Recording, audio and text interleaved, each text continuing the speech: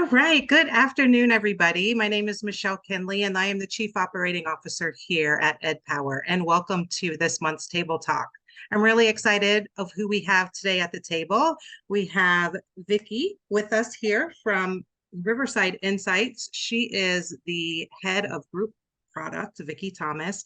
Absolutely, completely experienced when it comes to education. As a teacher, she has been all over the place as a teacher and a trainer and a product manager and developer. She has had experience working with the bigger companies, Houghton Mifflin and the like, and right now is really experienced in team management, account management, curriculum alignment, and working with assessments with the design and implementation, and has been working with us for a few years now as partners.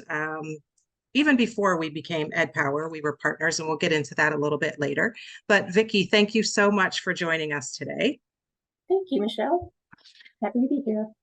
So could you give us a little bit of background on Riverside Insights in general, and just maybe tell us the mission of the company, when you started, and your position right now? Sure. So Riverside Insights was actually formerly known as Riverside, and we've been in the assessment business for over 75 years now. We were part of Harcourt at one point, and then Houghton Mifflin, of course, and then now we are owned by a private equity firm, Alpine. But Riverside's focus is, to touch 1 billion lives over the next few years, and any way that we can help support students is really what we're after. Is how do we make a difference in the life of a student, in the life of a child? We have both the clinical side and the group side. And we can talk a little bit about what's the difference between clinical and group. We also have a couple of other companies. We have ESGI, which is focused very much on our K-1 students, our pre-K K-1, and that's formative assessment for those little guys.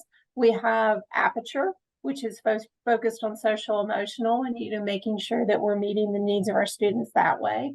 And then we have Impact, which is basically a concussion protocol. So, Aperture and Impact kind of sit ever closer to our clinical side of the house, whereas ESGI sits closer to our group side of the house. And when I talk about what clinical and group, Michelle, I know you know this, but let's talk about this for our people who are listening. When we talk about clinical assessments, we're typically looking at students that have special needs, that are getting placed into special services, need evaluated for those things. So those kind of assessments are like our Woodkite-Johnson, our Battelle Developmental Inventory, and we have dozens of other clinical assessments over on that side of the house. When we talk about our group assessments, these are assessments that are more classroom-based. Now, we kind of nudge up against clinical in a couple of places. We have our COGAT assessment, which is an ability assessment that's used for placing gifted students in a lot of areas, but it's also great for classroom use because you can understand how a student learns. We have Easy CBM, which also nudges up against clinical because that's used for progress monitoring for RTI. And then we have our more traditional group assessments, which are our Iowa assessments, GMRT, Iowa Algebra, Iowa Flex, Lagramos. And those are the assessments, some of those that we've been working with Silverback and EdPower. Yes. Let me just pause you right there. And for those that are not familiar, probably maybe with the assessment world, could you just quickly explain the difference before we get into the nitty-gritty on what is the difference between formative and summative assessments? Ooh, well, I like to talk about that. When you look at the assessments that are used within the classroom, you have formative, which I always say that inform instruction. Those are immediate feedback. You're getting those assessments to make adjustments on a day-to-day basis. Then we talk about benchmark and interim assessments. They sit in between formative and summative. And benchmark and interim assessments are kind of designed to either look backward. Have we mastered the past 6 to 9 weeks? Or look forward? Are we working towards where we need to be at the end of the school year? And then our summative assessments are the ones that occur at the end of the year. Okay, so you start with the formative, then you do your benchmarking, and then you end with that final summative eval or assessment to figure out how they did overall. I think people don't understand when we use those terms, what in the world they mean. So let's jump into the GMRT. I know that's a big exam right now, and I love to hear that you guys have Woodcock-Johnson and COGAT and all of those exams that me as a former special ed teacher was very involved with, making sure that everyone was performing on those, and it wasn't easy. So I'm curious, how are those exams administered now? Well, GMRT, which stands for Gates-MacGinitie Reading Test. This is actually the 5th version that we're using. A GMRT typically is a paper-only assessment. At one point in time, we had it as an online assessment, but that ended about 7 years ago now. And so we've kind of been over here in the paper-only world. And that's not a good place to be and when we're in a digital world. So having the ability to work with EdPower to transition that one back over into a digital format is awesome. And our customers are loving this. GMRT is very, very, very focused on your reading skills. You know, does reading passages and does vocabulary and gives you scores that are based on reading performance. So not quite a clinical assessment, but getting a little deeper into your reading skills is what you get with GMRT. And so I'll ask a technical question from the EdPower perspective. As you guys transitioned this paper to electronic, I know there's a lot that goes into making sure that that transition is seamless, and you guys have done a fantastic job with that. How are your clients and the districts and the schools out there taking this transition, and have there been any benefits? Oh, absolutely. Some huge benefits, and they're really appreciative of it. We lost a lot of customers over the past few years, especially with COVID, because it wasn't available online and students were working from home. Well, how do we get the test books to the kids, then get the materials back, and then the answer documents over to Riverside to get scored, and then we get our reports back, and oh, it's paper reports. Oh my goodness. That was when we realized, no, this is enough. We've got to start moving our paper-only assessments back online. So GMRT and Iowa Algebra, both 2 of our paper-only assessments that we've moved online. Like I said, the customers really appreciate that. Not only are they're getting more for their money when they do GMRT online, because we're offering, there's 2 different forms, S and T, that we offer to both now instead of you having to purchase each. Iowa Algebra the same way has a Form A and a Form B. We're offering both instead of purchasing them separately. They're getting immediate feedback. You know, the reports are instantaneous almost, or you're given it in the computer lab, you walk back to your classroom, there's your reports. You're ready to go. So you can start acting on that data immediately. And speaking of the reports, we spoke about this the last time we talked, but you were telling me how the system that we offer you, which is called EdAssess, to run these exams, the reporting is quite robust, and that you have found the reporting to be a great benefit. Can you talk about that a little bit? Sure. When we look at both GMRT and Iowa Algebra, what we were offering in regards to reporting was very, very static, very almost a paper version just presented online, a PDF presented online. So by moving this over to EdPower, we've got that dynamic reporting that's available. The other thing we did, we also added in standard alignments. So to the Common Core, which I know a lot of people do use, some don't, but that language is still the same. So you can still look at Common Core standard and you can understand what the idea and details are. That's not something that we have currently with our paper-based reporting. So we were able to add that component and the performance bands so that teachers actually can see where their students are falling within those performance bands. They can go look, item level reporting. Oh my goodness. As a teacher, that is probably the most powerful tool that you actually have. When you get in there and you've given an assessment to your kids, and then you go back and you look at that item analysis report, and all of a sudden you see that every single student answered A, and the correct answer was C or B or D. It doesn't matter because everybody answered A. The power behind that knowledge is really important. And it's there's two ways of looking at it too. You know, you have to become that reflective practitioner, Michelle. And I always found this was hard to make that jump with teachers, to work them over that hump.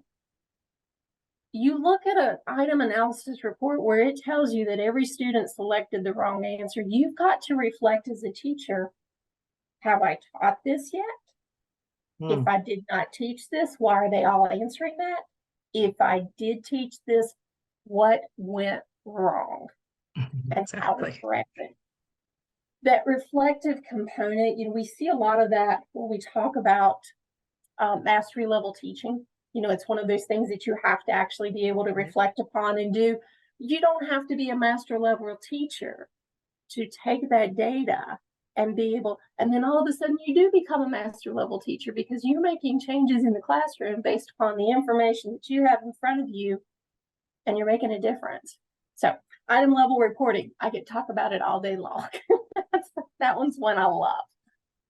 I love that too. That's one of my favorite reports in there. I want to go out on a limb and ask you a question, just in case people are facing that. And I know I faced that as a new teacher where I got the reports from the system and was pretty clueless, you know, even if I were to see that everyone had A and the answer was D. What would be a piece of advice for you if you had that report and that exact thing happened? The whole class answered A and the answer is really D, of a tip that teachers, what do they need to do? Is there a few steps that they need to do in order to rectify that and make sure? How do they step back into the curriculum? Any advice you can offer? Yeah, there's a couple of things that you can do with that. So first off, depending upon the security settings for how your school has set this up and how they are using this assessment, you may have the ability to go back in and look at the question. And if you do that, then you start looking, okay, here's the question, here's the correct answer, here's the one that they selected, what went wrong. And when we talk about this with math, especially, you know, like if you've got a multi-step problem, you're going through and you're identifying where did the student get off track, where, and then, okay, now I need to come back and maybe I need to reteach commutative property or FOIL or something to get them to where they understand it. Okay, you've got something tangible there that you can grab on and go back to the classroom. But what happens if you can't see what the difference is with the answer, you know, why they chose this over the other? Ask the kids.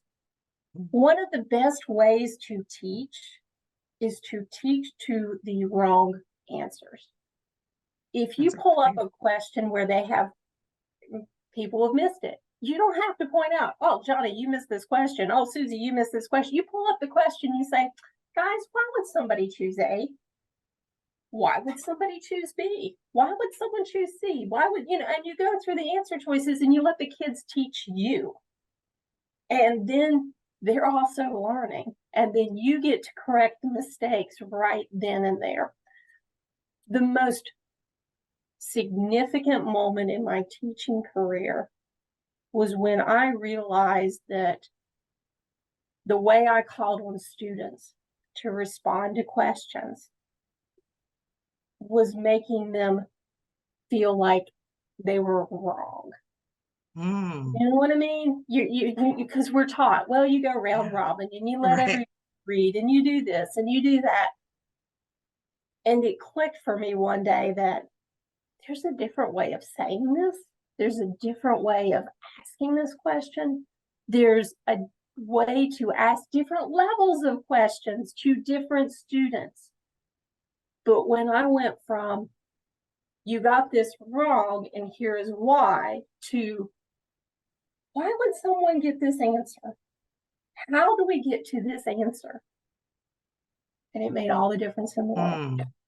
Thanks for that vulnerability. That is, I wish somebody would have said that to me, and that was so needed to hear. So I really appreciate you sharing that with us. So you spoke a little bit about standards-based reporting, and I think people get overwhelmed with that at this time because they're not really sure, is standard-based reporting the same as competency-based? You know, how does that really fit in?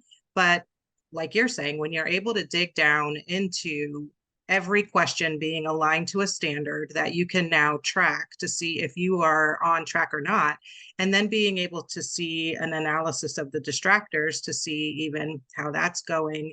I believe that the schools are really starting to like these products and even the assessments because they are able to track the gains and put together that roadmap for the future for the kids one by one, which really, I know we've talked about individualized learning and personalized learning for 100 years, but I can't say that in my career, up until maybe the last 5 or 7 years, there wasn't an easy way to do that. It was spreadsheets and multiple tables of information and printing from a million different things to be able to figure out how one student was doing. And so I'm really thankful and glad to hear that all of the different supports that we have built within EdPower are working out there. They really are. Yeah, I recall those days where you had this, where every year at the beginning of the year, you went to the permanent folder record room, and you're walking back to the classroom with a stack of 25 folders, if you were lucky. If you were lucky. Going through and filling out your spreadsheets for all your information. Yeah. That's with your data books, right? Your data books that were like old school phone books. They were so thick. I would say that we're dating ourselves here, Michelle, but I have a feeling that there are still people out there that are still having to go grab those permanent files at the beginning of the year. Oh, and there are. We see it every week. Yeah. Mm-hmm. We live in a digital world.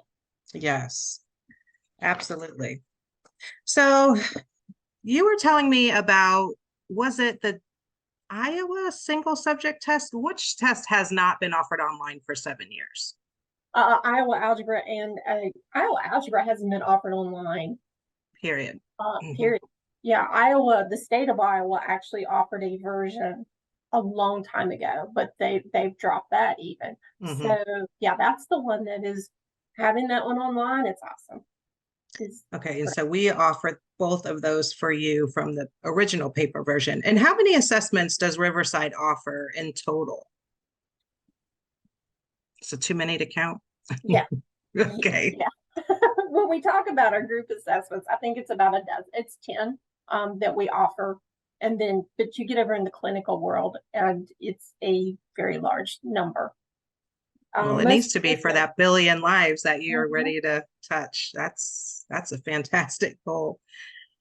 So let's talk about Iowa Algebra for just a minute, though, Michelle. Yes, please. I think that there's, when we talk about Iowa Algebra, it's used as an entrance exam into algebra. And when we look at algebra, we know now that students that cannot pass Algebra 1 are more than likely not going to graduate.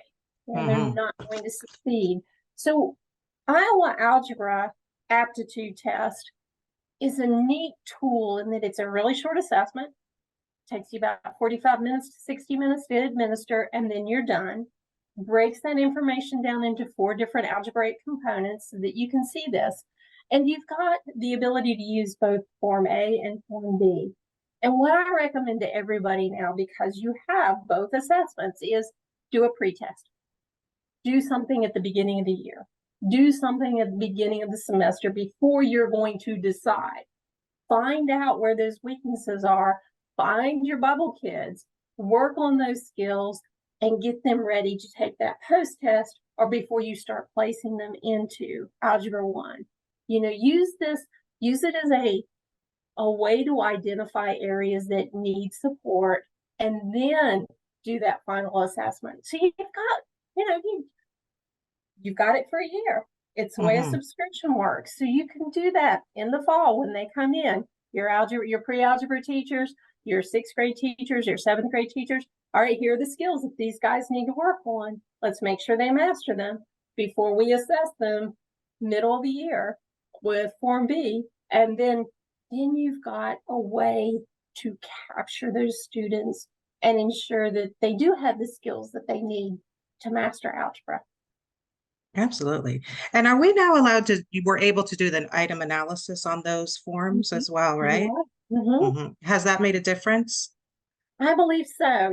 For the schools that have been using it, They had for the longest time, they're used to just, here's a paper listing of where my students rank, and then they go draw a line and they say, okay, these are in, these aren't. Yeah. And that transition to online and online reporting, they're, oh, wait, we can do this a little different. So they're learning now that there are different options that they can take. And for the schools that have stepped in and stepped into that reporting, they're able to make a change now with what they're doing with algebra. Oh, wow, that's fantastic. So let me just check to see if there's any questions first.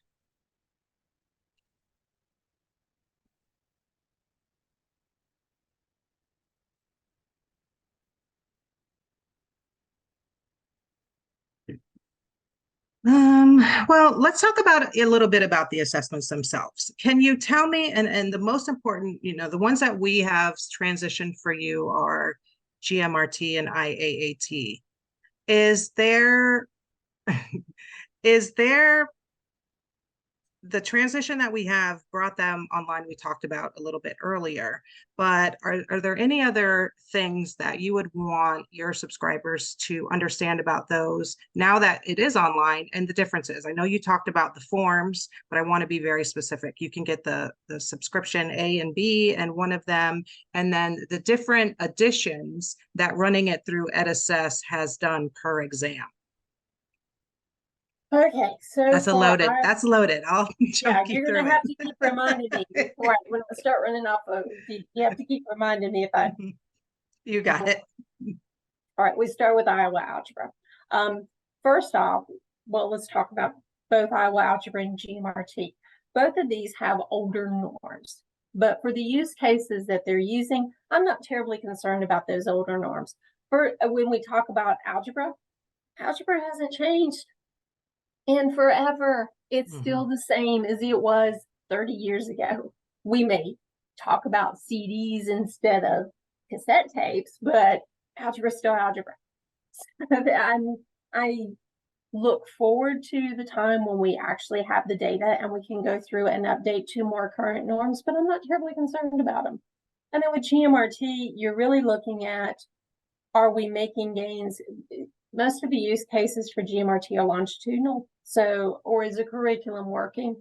And so then you're just looking more at that NPR. Are they moving from one level to another? Again, your norm's a little older, but we're working on them. So I'm not terribly concerned about those either. And most of our customers come back and they're like, yeah, we're fine. We're good with this. So we will continue to monitor both of these assessments. And as we have gathered up enough data, we'll do a renorming and we'll launch a renorms. And that would only be within EdPower. So that's not something we would offer anywhere else. What else did you ask? There was a lot there, Michelle. Let's recap here. Well, I want to grab a question that came in, and I know we've talked about this, but just to reiterate, the paper and online, can you do both versions, or you have to choose one over the other? If you're choosing to go over to Riverside solely, it's always going to be paper. If you're coming over to EdPower, EdPower has the ability to do some online and to do paper. Now, I'm not as well versed in this as my product manager who typically works through this, but I do know that there is a way to, you can print off the answer documents and you can print off the test books if you need to. And then I believe that you can combine both of those, your paper report, your paper scores with your online scores. So don't hold me to that, Joe, but I do believe that is your way to do that. Well, we do actually have Joe and Drew on the line. Do either of you guys want to jump in and talk about the scan to score options?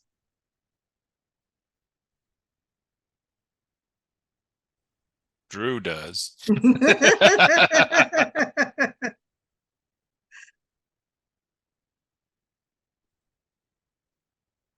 All right, Drew.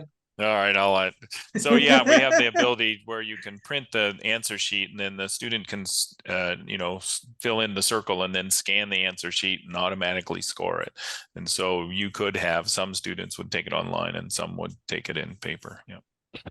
So that would be like the Scantrons, like the bubble sheets that we're used to. That's what you're talking about. And then they're able to somehow upload those and they're auto scored right into the system. Scan them right in like to a fax kind of thing. That part Mhm. I'm probably talking not what I know, but you scan them in basically and send it off to it ends up on a server for us, and then we suck it in and score it. Yeah. Yes, awesome. there's no special Scantron sheets or anything like that. It's just plain paper scanning. So the teachers can print them out and then have the students fill them in, scan them in, like Joe said, and this way they'll have access to the same online reporting that's available. Okay. And while I have you guys, Joe and Drew, thank you for joining us.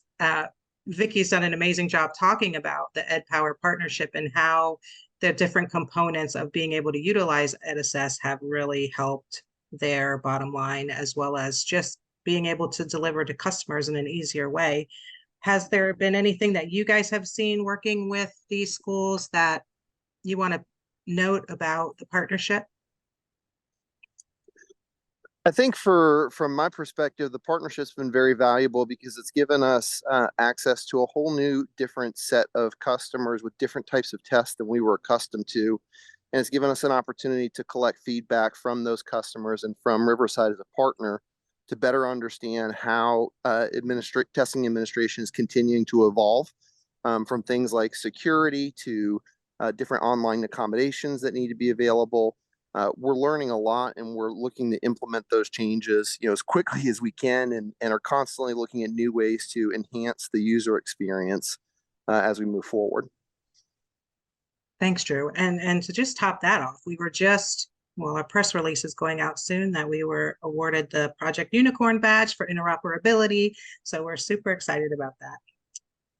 I had a question that came in, Vicky. Do your assessments measure everything within the subject, or are there gaps? Oh, goodness. So if we were to measure everything that was in the subject, you would have students sitting in front of a computer for hours. Let's not do that. So what we do with these two particular assessments are focus on the most important skills. So that way we can evaluate if the students are strong in those areas. Mm-hmm. And then I know that you guys have bundles. Can you talk about the value of those and what they are? Not sure what you mean by bundles, Michelle. Refresh my memory. No worries, no worries. I thought that you were able to offer schools assessment bundles, and maybe it's just the Iowa AB that they're getting the subscriptions. Yes, that's right. So it is. It's the AB. So you're getting a bundle for Iowa Algebra. It's the ST. You're getting the bundle for GMRT. Okay. Apologies, I missed that one completely. So yes, those are. So they're getting twice the value than what they would be if they were purchasing straight from Riverside. And again, the purchases still go through Riverside, but if they were buying the paper only, they would have to buy Form A and then Form B, or Form S and then Form T. Oh, okay. That's a great tidbit to know. And then they get both of those for a year, correct? Mm-hmm. Under the subscription. Right. Okay. And then the customers that have moved over from all of this within the paper to digital world, are we doing anything to see the satisfaction there? And I know you talked about that they are really satisfied and they have all of these new things, but are there any districts that we're highlighting as we move forward for this paper transition? Or is there anything that Riverside's doing to take a deeper look at how they're transitioning from online from paper? There were several that, well, we pretty much touch every single district as they decide to make this transition over to online. We're definitely holding their hands all the way through. I can't sing Andrew's praises enough because he was really instrumental in making sure that everybody was satisfied as they were first moving through. He was helping us with the training, making sure that everybody knew what to do. And that really makes a difference. When everybody knows what to do, then everybody can do what they're supposed to do. But we've got to the point now where we've had several customers year over year. And I think about one in particular in Tennessee. It's a fairly large district that does Iowa Algebra. And they have told us that it's made a difference now because they're able to do that Part A, Part B testing, and they're able to really support those students and get them prepared for Algebra 1. We've got another large district in Virginia, a very large district in Virginia. I won't name names, don't have permission to do so, but it's a really large district in Virginia who would not do Iowa Algebra online until they were able to actually vet the technology. And they vetted the technology and were very pleased with it. And now we're using it, again, Iowa Algebra. So GMRT is a little bit behind the curve, but we're getting GMRT up to speed.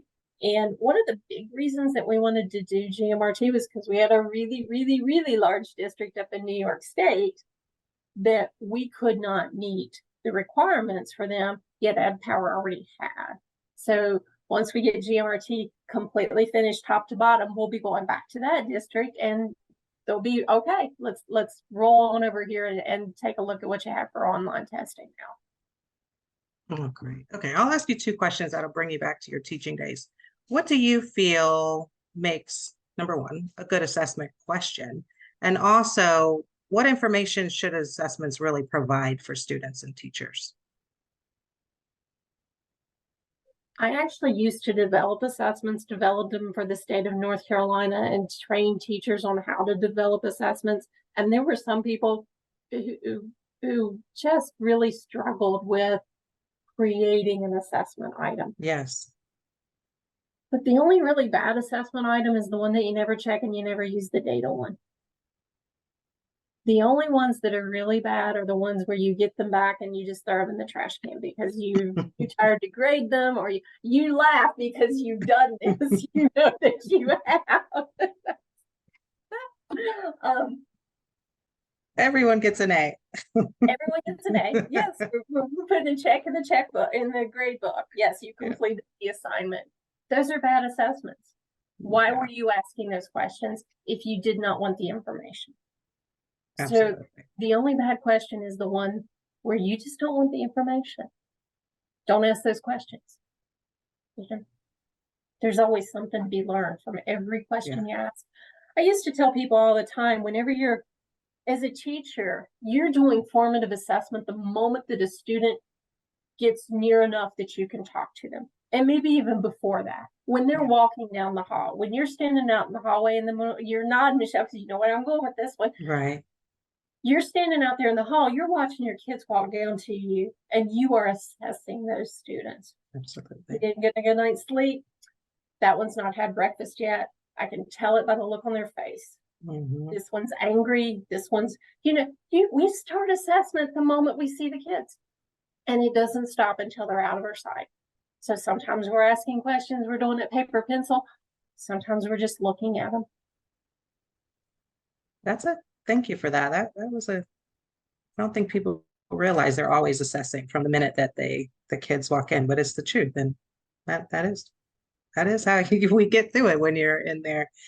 So for one of the things that you talked about, and I want to make clear for everyone, are if I want a Riverside assessment and it's online, do I have to go through EdPower? No, actually, you do the ordering process through Riverside, and you just indicate in that process that you are actually that you want the online version, and then we send that information over to EdPower, and EdPower gets them set up and running very quickly. By the way, thank you. Drew does an amazing job, as does the engineers. So that means that you're not having to struggle with some of the red tape for becoming vendors or adding an additional vendor, rather, is what I should say. A district would just work for Riverside, and the byproduct is you would just be able to have the EdPower information and online assessment. So thank you for that. I was asked that question a few times this week when I was trying to tell people that we have these exams online now. I'm like, we're going to send you over to Riverside. So I think people...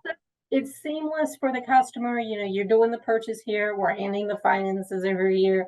We route your information over. EdPower gets you set up and running. You can come back to us if you have questions about the assessment or your results. But EdPower also does some great support too if you need tech support with how to use the system. So it's a really good collaboration between the two of us, and it has been pretty awesome. Thank you. I have one more question about that, which is the auto rostering, because I know, sitting in there as an administrator, that was probably one of the harder things to deal with in the tech department, was making sure that all of the tech companies could roster. Many of them couldn't at the time, but now we have auto rostering. Has that helped with that's people that have signed on with the paper versions? It has, and EdPower's been doing this auto rostering for quite some time now, and have this process down very, very clean, very smooth. It works well. I don't ever have any complaints about, it was a challenge to get rostered with Clever through EdPower. No, I never hear that. That is, it's been nice having that piece, because people, well, this isn't quite a formative assessment, but it is administered more than once a year. So you do need to be able to actually have your rosters updated on a more regular basis. And we haven't talked about Iowa single subject, which is coming, which is almost done.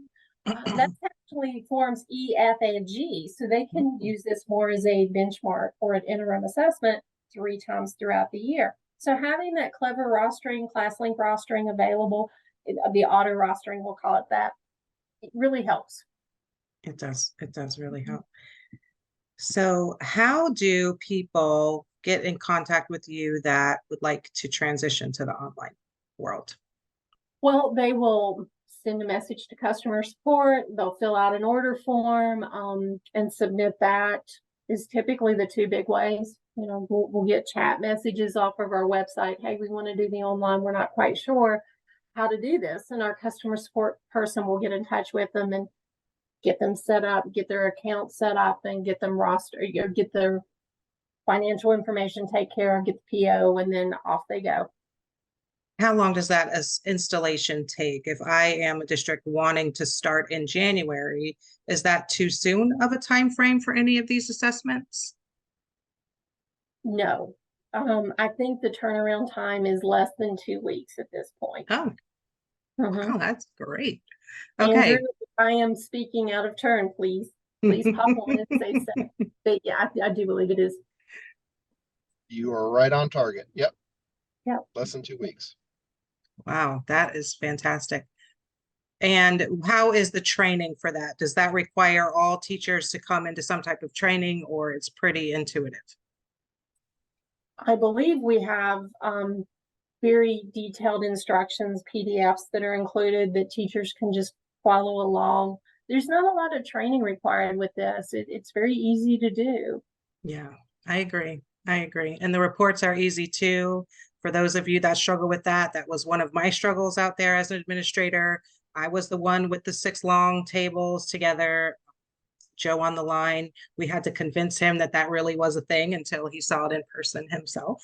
And so the data, thanks for the acknowledgement.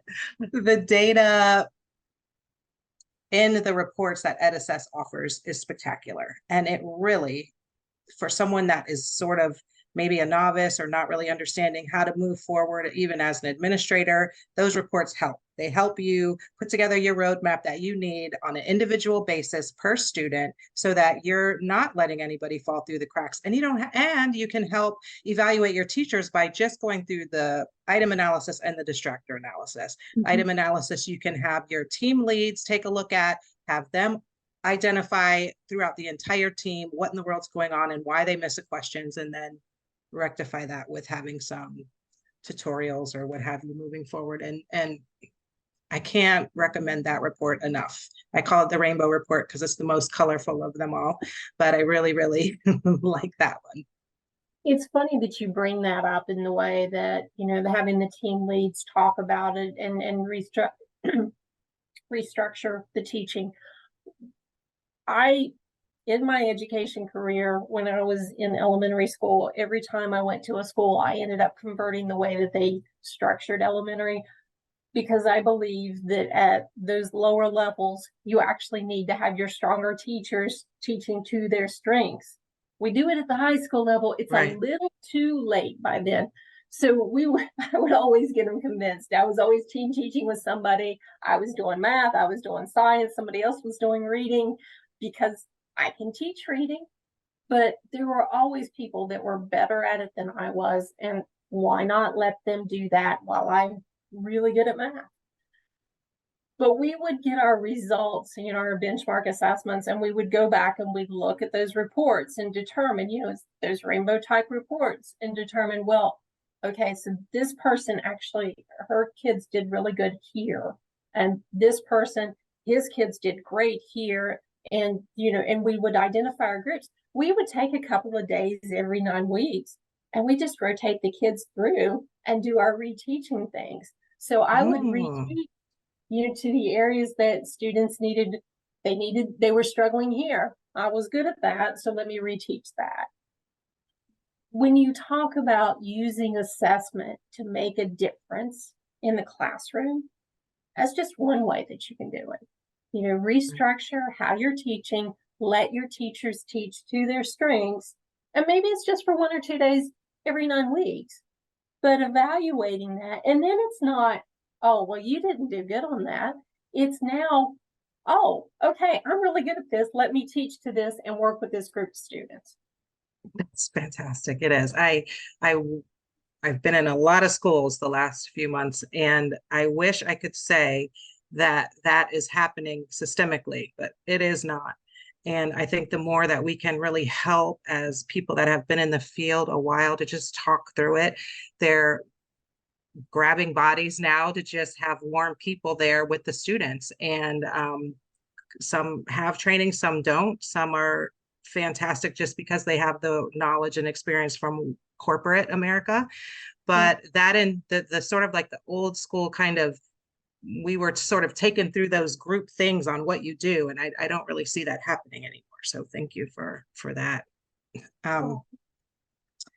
Well, this has been a great conversation. I'm really excited about this partnership that we have with you guys, and I love that it is going so amazing. Drew has done a fantastic job just working with you guys and making sure that you're on par, and we have been your biggest cheerleaders behind the scenes watching this all come together, especially with the transition from paper to online. All of us just think that's fantastic, and we just want to talk about that the most, hoping that more districts come to you because you have that version. And I know that you said to reach out, but I do want to give your website, which is riversideinsights.com. riversideinsights.com. And I'm assuming you scroll down and you could ask for more information there. There's an about page as well that you can reach out for information. And you also can get in touch with us as well. We can drift you over to Riverside. Drew Klingman on our team is the lead for Riverside, but any of us can help. And that is info@myedpower.com. And our website is www.myedpower.com, which also has a direct link to Riverside and all of the assessments that they offer. So I thank you so much for your time today, Vicki. You have been amazing. It's been so nice to talk with you. You're very gracious. I love your passion and your commitment to the billion students that you are trying to change lives of. I think that's a fantastic goal and mission, and we're really excited and grateful to be standing next to you and trying to fulfill that vision. So thank you so much for today and for this conversation, and we wish you the very, very best. Well, thank you, Michelle. I mean, you all are making it possible for us, and we appreciate that. Fantastic. Again, if you have any questions, reach out. Other than that, have a great day, and we'll see you at the next Table Talk.